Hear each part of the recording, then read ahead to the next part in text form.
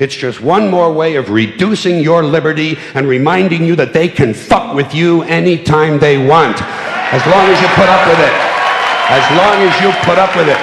Which means, of course, anytime they want. Because that's what Americans do now. They're always willing to trade away a little of their freedom in exchange for the feeling, the illusion of security. What we have now is a completely neurotic population obsessed with security and safety and crime and drugs and cleanliness and hygiene and germs. There's another thing. Germs. Where did this sudden fear of germs come from?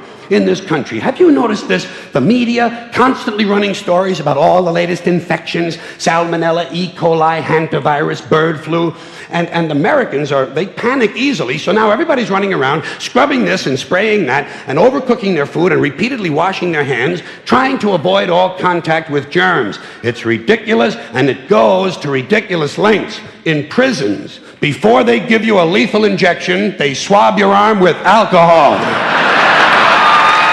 It's true. It's true. It's true.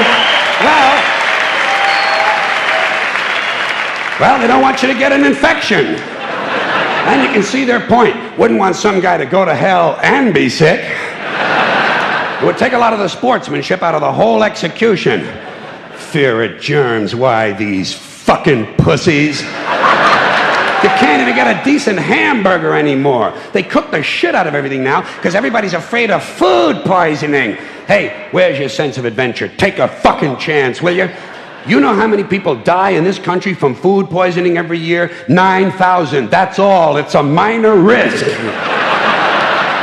Take a fucking chance, bunch of goddamn pussies. Besides, what do you think you have an immune system for? It's for killing germs. But it needs practice. It needs germs to practice on. So listen. If you kill all the germs around you and live a completely sterile life, then when germs do come along, you're not going to be prepared. And never mind ordinary germs. What are you going to do when some super virus comes along that turns your vital organs into liquid shit? I'll tell you what you're going to do. You're going to get sick, you're going to die, and you're going to deserve it because you're fucking weak and you got a fucking weak immune system. Now, all right, God damn it. Hey. All right. Let me tell you a true story about immunization, okay? When I was a little boy in New York City in the 1940s, we swam in the Hudson River, and it was filled with raw sewage, okay? We swam in raw sewage, to cool off. And at that time, the big fear was polio. Thousands of kids died from polio every year. But you know something? In my neighborhood, no one ever got polio. No one, ever. You know why? Because we swam in raw sewage. It strengthened our immune systems.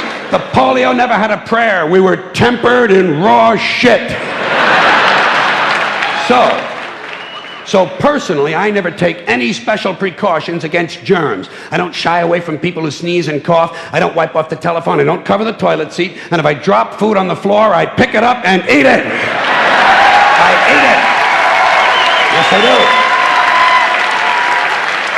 do. Even if I'm at a sidewalk cafe in Calcutta, the poor section, on New Year's morning during a soccer riot. And you know something? In spite of all that so-called risky behavior, I never get infections. I don't get them. I don't get colds. I don't get flu. I don't get headaches. I don't get upset stomachs. And you know why? Because I got a good, strong immune system, and it gets a lot of practice. My immune system is equipped with the biological equivalent of fully automatic military assault rifles with night vision and laser scopes. And we have recently acquired phosphorus grenades, cluster bombs, and anti-personnel fragmentation mines. So, when my white blood cells are on patrol, reconnoitering my bloodstream, seeking out strangers and other undesirables, if they see any suspicious-looking germs of any kind, they don't fuck around. They whip out the weapons, they wax the motherfucker, and deposit the unlucky fellow directly into my colon. Into my colon. There's no nonsense. There's no Miranda warning. There's none of that 3 strikes and you're out shit. First defense, bam, into the colon you go.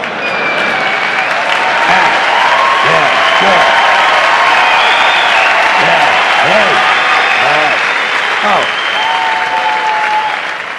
And speaking of my colon, I want you to know I don't automatically wash my hands every time I go to the bathroom, okay? Can you deal with that? Sometimes I do, sometimes I don't.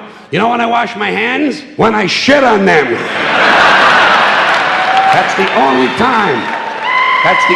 And you know how often that happens? Tops.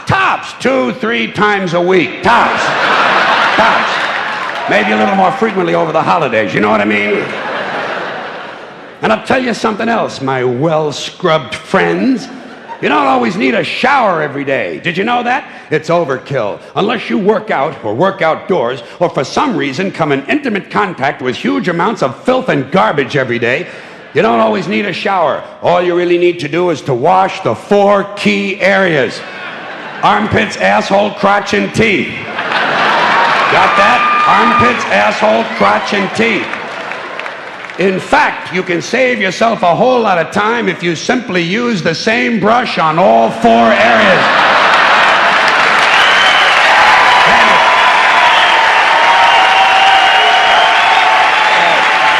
Thank you. I appreciate it. Thank you. All right.